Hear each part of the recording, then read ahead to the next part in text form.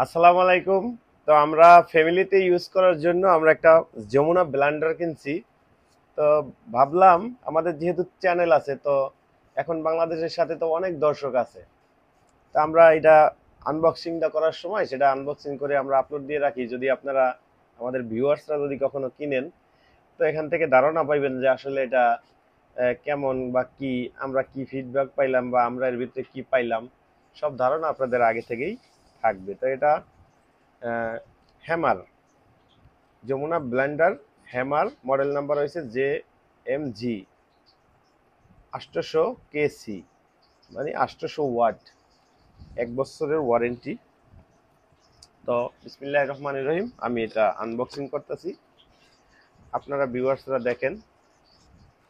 এই হচ্ছে আমাদের ব্লেন্ডারের ভিতরের অংশটা। তো প্রথমেই আমরা এরকমের একটা বক্স পাবো, এরকম একটা বক্স। তো আমরা দেখবো যে আসলে এই বক্সের ভিতরে কি আছে। তো এই বক্সের ভিতরে এই যে এইভাবে থাকবে, ঢাকনাগুলো থাকবে উপরে। আমি যদি একটা একটা খুলি, এটা হচ্ছে প্রথম প্রথম ছোট বক্সটা।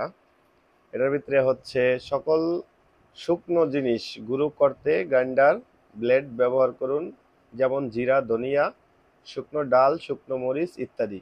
এই ছোট্টটা দিয়ে এগুলো করা যাবে। 1, তারপর হলো 2, এটা হচ্ছে মিডিয়ামটা। মিডিয়ামটা দিয়ে করা যাবে হচ্ছে সকল ভেজা জিনিস পেস্ট করতে মিক্সার ব্লেন্ডার ব্যবহার করুন, যেমন পেঁয়াজ, রসুন, আদা, ভেজা ডাল, চাল, কাঁচা মরিচ ইত্যাদি। এই যে মিডিয়ামটা দিয়ে করতে পারবেন এগুলো সহজেই। তারপরে হচ্ছে বড়টা। তো বড়টার ঢাকনাটা কোথায়? বড়টার ঢাকনা হচ্ছে এইটা। তো বড়টা দিয়ে আপনারা কি করতে পারবেন? সব ধরনের ফলের জুস ব্লেড ব্যবহার করুন। এটা সব ধরনের ফলের জুস। এই হচ্ছে আমার 3টা ঝাড়। তারপরে হচ্ছে আমাদের মেশিনটা। এই হচ্ছে আমাদের মেশিন। তারপরে আরো একটা জিনিস আছে, এটা হচ্ছে চামচ, মানে ভিতরে দিয়ে উঠানোর জন্য। দেখতে পাচ্ছি আর কিছু নাই, এগুলাই। এই হচ্ছে আমাদের সেই মেশিনটা, 800 800 ওয়াট। এখানে একটা সুইচ আছে, ওভারলক প্রোটেক্টর।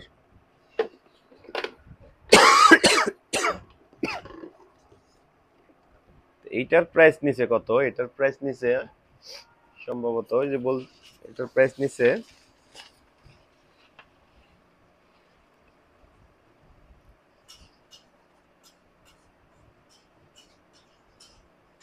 5350 টাকা।